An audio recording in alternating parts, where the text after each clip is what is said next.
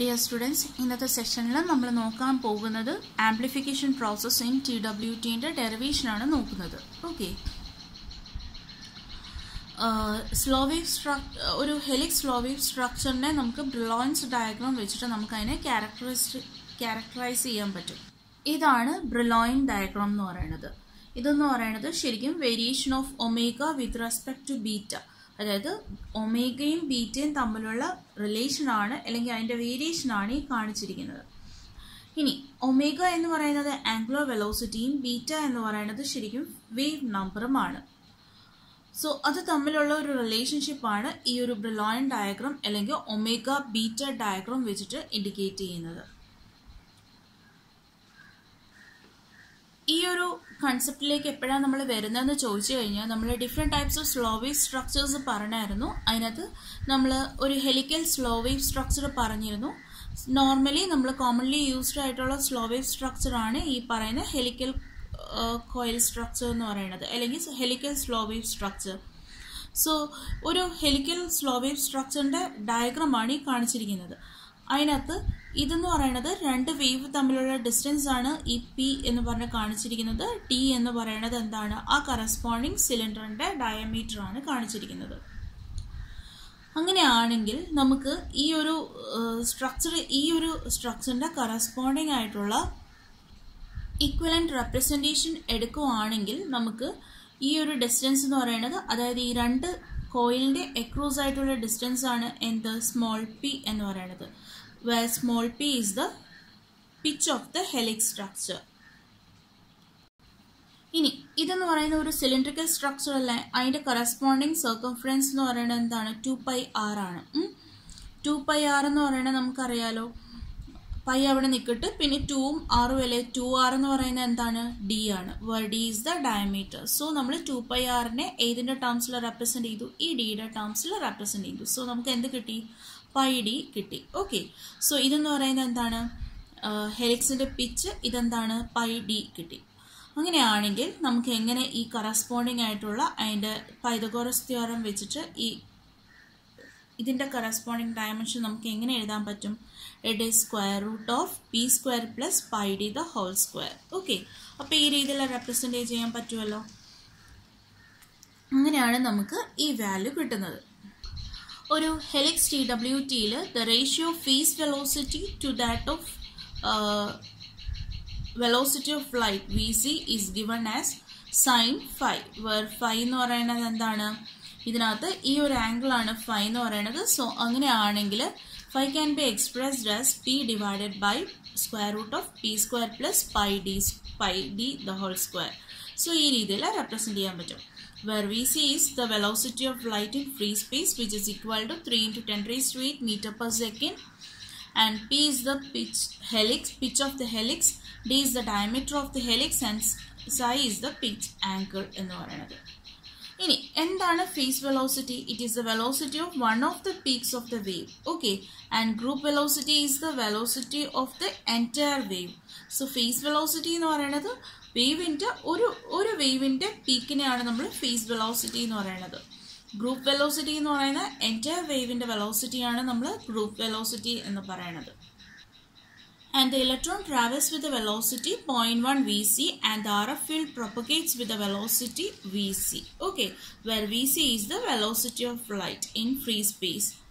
അങ്ങനെയാണെങ്കിൽ the velocity of the resulting axial field can be expressed as velocity equal to pitch of the helix divided by circumference of the helix into VC. ഇങ്ങനെ ചെയ്യുമ്പോഴാണ് നമുക്ക് എന്ത് കിട്ടുന്നത്, 0.1 VC എന്ന് കിട്ടുന്നത്. Okay, ഇത് എവിടെ നമ്മൾ നോക്കിയായിരുന്നു, ഒരു ഹെലിക്സ് ട്രാവലിംഗ് വേവ് ട്യൂബിനകത്ത് അതിനകത്തൂടെ പ്രൊപ്പഗേറ്റ് ചെയ്യുന്ന velocity VP equal to 0.1 VC എന്ന് പറഞ്ഞ് നമ്മൾ ആ തിയറി പറയുന്നതിനകത്ത് പറഞ്ഞിട്ടുണ്ടായിരുന്നു.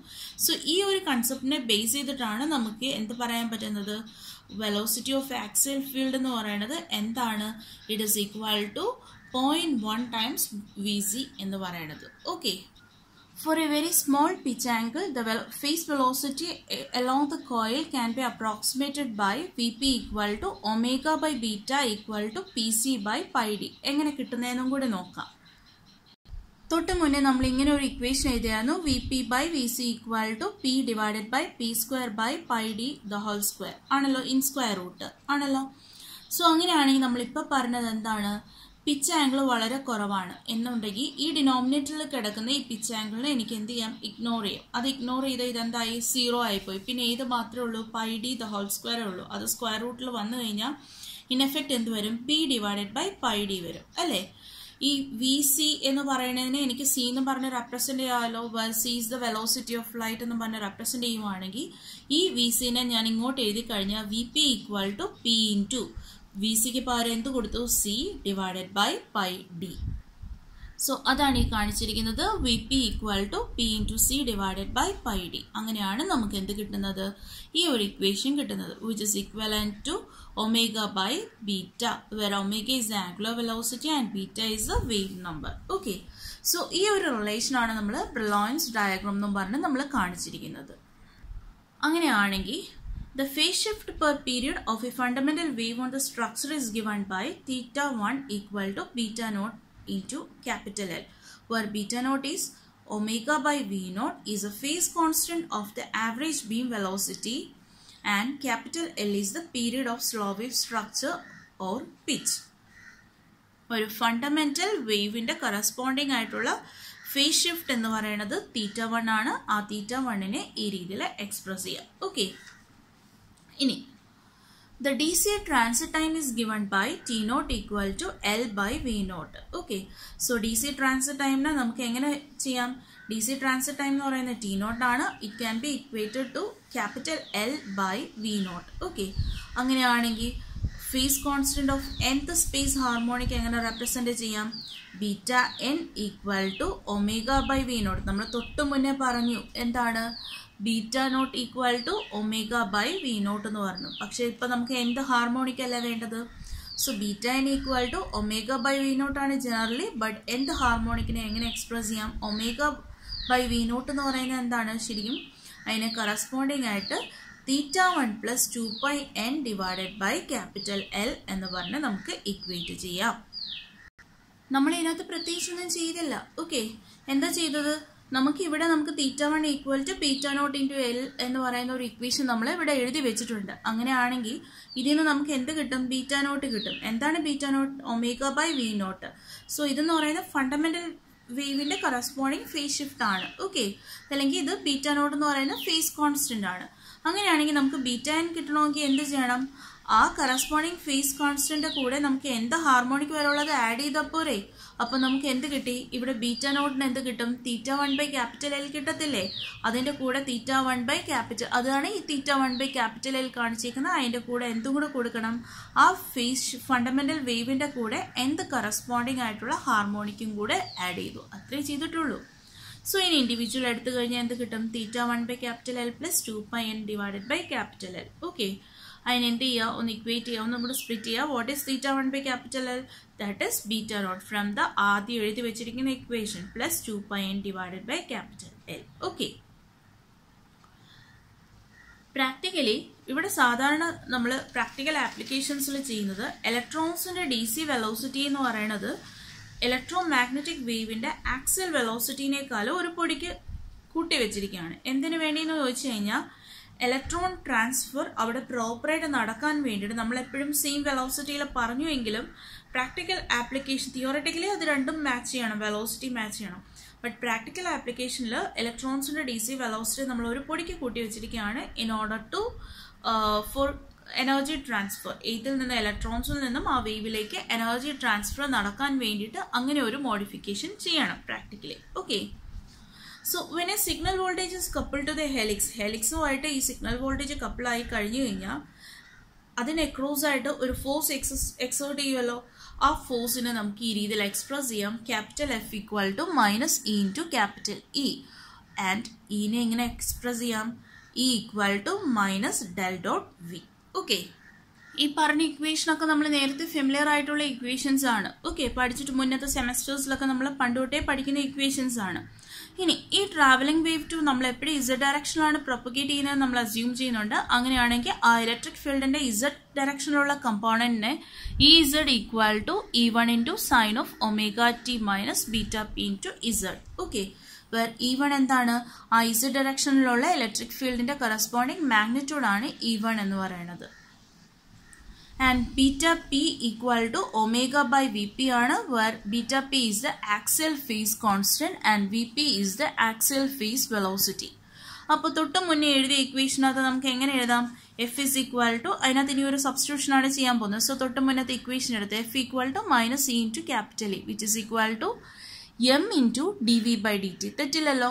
ഫോഴ്സ് എന്ന് പറയുന്നത് മാസ് ഇൻറ്റു ആക്സലറേഷൻ ആണല്ലോ. ഇവിടെ കൊടുക്കുന്ന ഇലക്ട്രിക് ഫീൽഡ് ആയത് കാരണം അതിന് കറസ്പോണ്ടിങ് ആയിട്ട് ഇലക്ട്രോൺസ് ഇന്ററാക്ഷൻ വെച്ചിട്ട് എനിക്ക് ഈ ഒരു ഫോഴ്സിന്റെ ഇക്വേഷൻ എഴുതാം. സോ അങ്ങനെയാണെങ്കിൽ ഇത് രണ്ടും കൂടെ എനിക്ക് ഇക്വേറ്റ് ചെയ്യാലോ. So M into D V by D T equal to minus E into capital E. ഇനി ഇത് പ്രൊപ്പഗേറ്റ് ചെയ്യുന്ന ഏത് ഡയറക്ഷൻ ആണെന്ന് പറഞ്ഞു? ഇസഡ് ഡയറക്ഷൻ എന്ന് പറഞ്ഞു. അങ്ങനെയാണെങ്കിൽ നമ്മൾ തൊട്ട് മുന്നേ ഇസഡ് ഡയറക്ഷനിന്റെ അതിന്റെ പ്രൊപ്പഗേഷന്റെ ഇലക്ട്രിക് ഫീൽഡിന്റെ വാല്യൂ എഴുതി വെച്ചിട്ടുണ്ടല്ലോ. So substitute this E Z here അല്ലേ? അപ്പോൾ നമുക്ക് ഇക്ക് പകരം എന്ത് സബ്സ്റ്റിറ്റ്യൂട്ട് ചെയ്യാം? ഇ ഇസഡ് സബ്സ്റ്റിറ്റ്യൂട്ട് ചെയ്യാം. സബ്സ്റ്റിറ്റ്യൂട്ട് ചെയ്തതിന് ശേഷം take it as equation number 2. ആദ്യം നമ്മൾ എഴുതി വെച്ച ഇലക്ട്രിക് ഫീൽഡിനെ ഇക്വേഷൻ നമ്പർ 1 ആയിട്ട് അസ്യൂം ചെയ്യണം.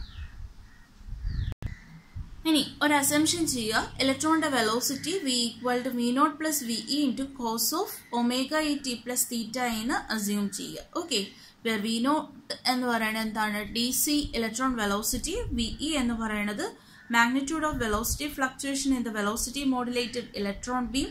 ഒമേഗ ഇ എന്ന് പറയുന്നത് angle of frequency of velocity fluctuation and theta is the phase angle of fluctuation. Okay, അങ്ങനെയാണെങ്കിൽ ഇതിൽ നിന്ന് നമുക്ക് എന്ത് കിട്ടും? D V by D T ഘട്ടത്തിലെ. അപ്പോൾ എന്ത് ചെയ്യുക? ഡെറിവേറ്റീവ് എടുക്കുക. V will get D V by D T. Okay, അപ്പോൾ ഇതിനെ take it as equation number 3. അങ്ങനെയാണെങ്കിൽ ഈ ഇക്വേഷൻ നമ്പർ 3 എടുത്ത് എവിടെ സബ്സ്റ്റിറ്റ്യൂട്ട് ചെയ്യണം?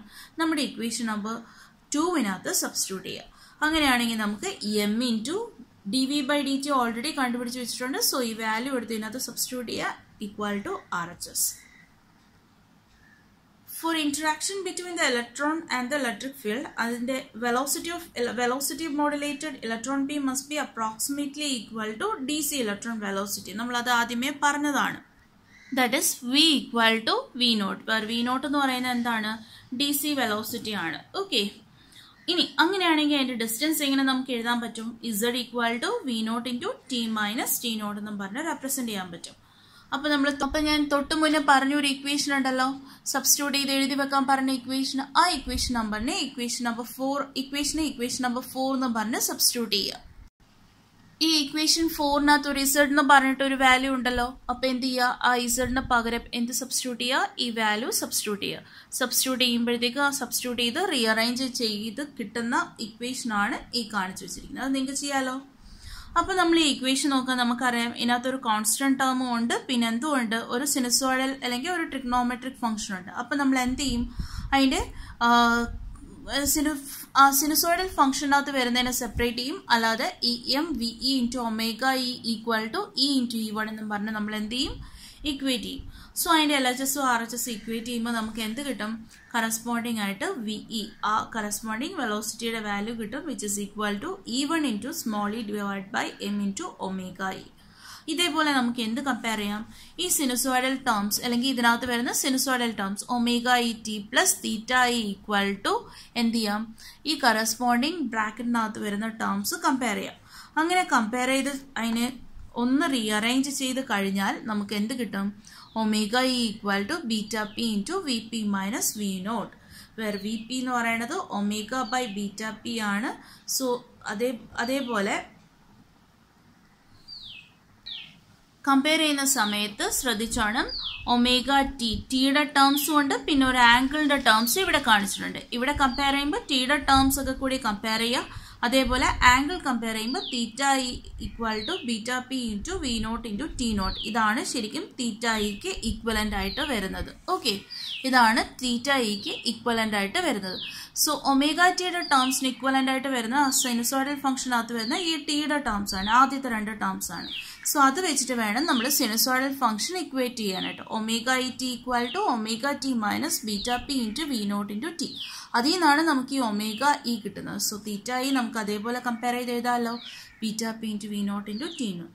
Okay, this the magnitude of velocity fluctuation of electron beam എന്ന് പറയുന്നത് we can say that it is directly proportional to the magnitude of axial electric field. So ഇതാണ് ഒരു amplification process in the case of traveling wave tube using helical slow wave structure. Okay. Derivation exam ചോദിച്ചിട്ടുള്ളതാണ്.